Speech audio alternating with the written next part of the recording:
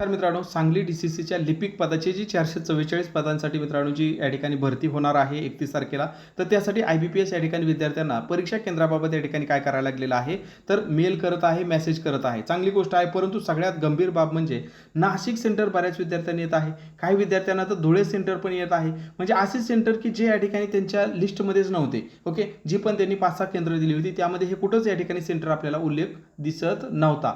आता ही सेंटर अचानक आल्यामुळे विद्यार्थी गोंधळलेले आहेत. कंटिन्यू मला या ठिकाणी कॉल करत आहेत.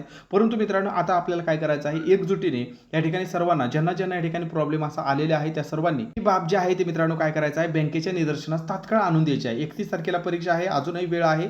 तुम्हाला ज्या पण काय अडचणी आहेत की सर मी गृहिणी आहे, मला एवढ्या लांब जाणं शक्य नाही, मी जे या ठिकाणी फॉर्ममध्ये सेंटर दिलं होतं कृपया तेच सेंटर मला मिळावं, हे जर तुम्ही एकजुटीने सर्वांनी सांगितलं, भले परीक्षा 4-5 दिवस लेट होऊ द्या, काही प्रॉब्लेम नाही. परंतु आपल्याला जर एवढ्या दूर जाणं शक्य नसेलच, ओके, परीक्षा या ठिकाणी तुम्हाला देणं शक्यच नसेल, तर तात्काळ ही बाब या ठिकाणी बँकेच्या निदर्शनास आणून द्या. ह्या बँकेचे काय आहेत मित्रांनो, हे 2 नंबर आहेत. तर ह्या नंबरवरती काय करायचं, कॉन्टॅक्ट करायचा आहे. वेबसाईटवरती पण तुम्हाला हे नंबर दिसून येतील. तर उद्या त्यांच्या कार्यालयीन वेळेमध्ये ओके सकाळी 11 नंतर तुम्ही काय करायचं मित्रांनो, त्यांच्या बँकेच्या या ठिकाणी निदर्शनास आणून द्यायचं.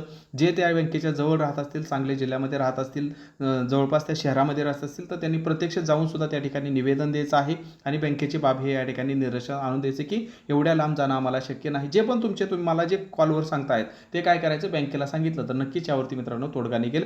त्यामुळं ही वेळ आपल्याला या ठिकाणी खूप महत्त्वाची आहे. वेळ जाण्याअगोदर प्रत्येकाने ॲक्शन घ्यायचं आहे, कारण ही विद्यार्थ्यांना ऐन वेळेला मनस्ताप देणारी घटना घडलेली आहे मित्रांनो. कारण विद्यार्थ्यांनी नियोजन केलं होतं की मी ह्या ठिकाणी जाणार आहे, त्या ठिकाणी जाणार आहे, परंतु दिसतं वेगळंच काहीतरी या ठिकाणी खूप काही दूरवरचं सेंटर आलेलं आहे. त्यामुळे बऱ्याच विद्यार्थ्यांना या ठिकाणी परीक्षेला मुकावं लागणार आहे. तर त्याला एकच कारण आहे की बँकेने केलेला हा घोळ. तर तुम्ही तात्काळ या ठिकाणी बँकेच्या निदर्शनास आणून द्या.